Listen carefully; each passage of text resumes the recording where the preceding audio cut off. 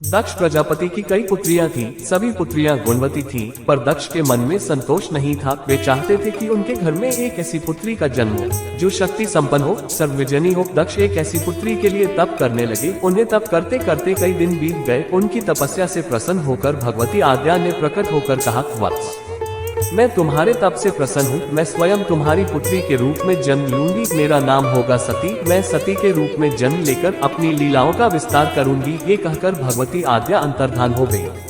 कुछ समय बाद आद्या ने सती के रूप में दक्ष के यहाँ जन्म लिया। सती दक्ष की सभी पुत्रियों में गुणवती और तेजस्विनी तो थी ही, अतीव शक्ति संपन्न भी थी। उन्होंने बाल्यावस्था में ही कई ऐसे अलौकिक कृत्य कर दिखाए जिन्हें देखकर स्वयं पक्ष को भी विस्मय की लहरों में डूब जाना पड़ा था। सती जब विवाह के योग्य हुई तो दक्ष को उनके लिए वर की चिंता हुई। उन्होंने ब्रह्मा जी से परामर्श किया। ब्रह्मा जी ने कहा, सती आद्या का अवतार है। आद्या आदिशक्ति और शिव आदि पुरुष है, अतः सती के विवाह के लिए शिव ही उचित और योग्य वर है।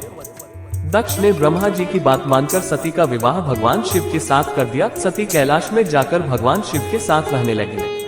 एक बार ब्रह्मा जी ने धर्म के निरूपण के लिए एक सभा का आयोजन किया था। सभी बड़े बड़े देवता सभा में एकत्र थे। भगवान शिव भी एक ओर बैठे हुए थे। सभा मंडप में दक्ष का भी आगमन हुआ। दक्ष के आगमन पर सभी देवता उठकर खड़े हो गए, पर भगवान शिव खड़े नहीं हुए। उन्होंने पक्ष को प्रणाम भी नहीं किया। फलत दक्ष ने अपमान का अनुभव किया। केवल यही नहीं, उनके हृदय में भगवान शिव के प्रति ईर्ष्या की आग जल उठी। वे उनसे बदला लेने के लिए समय और अवसर की प्रतीक्षा करने लगे।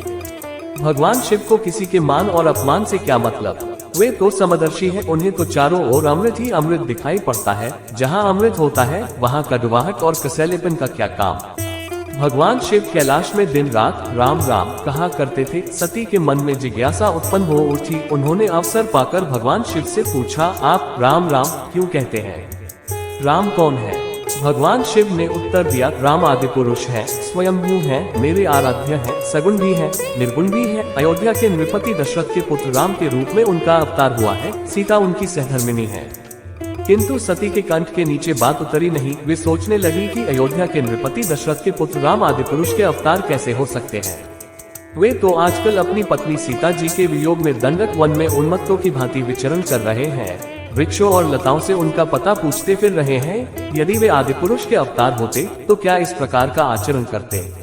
ये सोचकर उनके मन में राम की परीक्षा लेने का विचार उत्पन्न हुआ। वे सीता का रूप धारण करके दंडक वन में जा पहुंची और राम के सामने प्रकट हुई।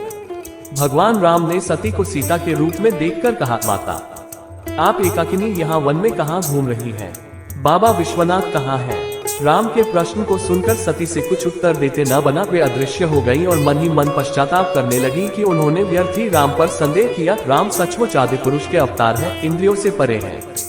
सती जब लौटकर कैलाश गई तो भगवान शिव ने उन्हें देखते ही कहा, सती, तुमने सीता के रूप में राम की परीक्षा लेकर अच्छा नहीं किया। सीता मेरी आराध्या है, अब तुम मेरी अर्धांगिनी कैसे रह सकती हो? इस जन्म में हम और तुम पति और पत्नी के रूप में नहीं मिल सकते। शिव के कथन को सुनकर सती अत्यधिक दुखी हुई, पर अब क्या हो सकता था? शिव के मुख से निकली हुई बात असत्य कैसे हो सकती थी? उन्हीं दिनों सती के पिता कनखल में बहुत बड़ा यज्ञ कर रहे थे। उन्होंने यज्ञ में सभी देवताओं और मुनियों को आमंत्रित किया था, किंतु शिव को आमंत्रित नहीं किया था, क्योंकि उनके मन में शिव के प्रति ईर्ष्या थी। सती को जब ये ज्ञात हुआ कि उनके पिता ने बहुत बड़े यज्ञ का आयोजन किया है तो उनका मन यज्ञ के समारोह में सम्मिलित होने के लिए आकुल हो उठा। वे शिव के पास गई और यज्ञ की बात बताई। शिव ने कहा, हम नहीं जा सकते प्रिय। दक्ष मुझे अपना शत्रु मानते हैं। जानबूझकर उन्होंने हमारी उपेक्षा की है। लेकिन सती अपनी जिद पर अड़ी रही और बोली, ये सब ठीक है, फिर भी मैं जाना चाहती हूँ। शिव जानते थे कि उनका जाना ठीक नहीं है, फिर भी उन्होंने उनका मान रखा। बोले, ठीक है, अगर तुम जाना चाहती हो तो जाओ, पर मैं नहीं चलूंगा। वीरभद्र तुम्हें राजसी ठाट बाट से ले जाएगा। सती वीरभद्र के साथ अपने पिता के घर गईं, किंतु उनसे किसी ने भी प्रेम पूर्वक वार्तालाप नहीं किया। न तो उनकी बहनों ने किया, न उनकी माँ ने किया। दक्ष ने उन्हें देखकर कहा, तुम क्या यहाँ मेरा अपमान करने आई हो? अपनी बहनों को तो देखो, वे किस प्रकार भांति भांति के अलंकारों और सुंदर वस्त्रों से सुसज्जित हैं। तुम्हारे शरीर पर बाघांबर है। तुम्हारा पति श्मशानवासी और भूतों का नायक है। वह तुम्हें बाघांबर को छोड़कर पहना ही क्या सकता है? दक्ष के कथन से सती के हृदय में पश्चाताप का सागर उमड़ पड़ा। वे सोचने लगी कि उन्होंने यहाँ आकर अच्छा नहीं किया। भगवान ठीक ही कह रहे थे, बिना बुलाए पिता के घर भी नहीं जाना चाहिए, पर अब क्या हो सकता है, अब तो आ ही गई हूँ। ये सोचकर वह यज्ञ मंडप में गयी। यज्ञ मंडप में उन्होंने सभी देवताओं के तो भाग देखे, किंतु भगवान शिव का भाग नहीं देखा। वे भगवान शिव का भाग न देखकर अपने पिता से बोली, पितृश्रेष्ठ, यज्ञ में तो सभी के भाग दिखाई पड़ रहे हैं, किंतु कैलाशपति का भाग नहीं है, आपने उनका भाग क्यों नहीं दिया? दक्ष ने गर्व से उत्तर दिया, मैं तुम्हारे पति कैलाशपति को देवता नहीं समझता, वह तो भूतों का स्वामी, नग्न रहने वाला और हड्डियों की माला को धारण करने वाला है। वह देवताओं की पंक्ति में बैठने योग्य नहीं है, उसे कौन भाग देगा?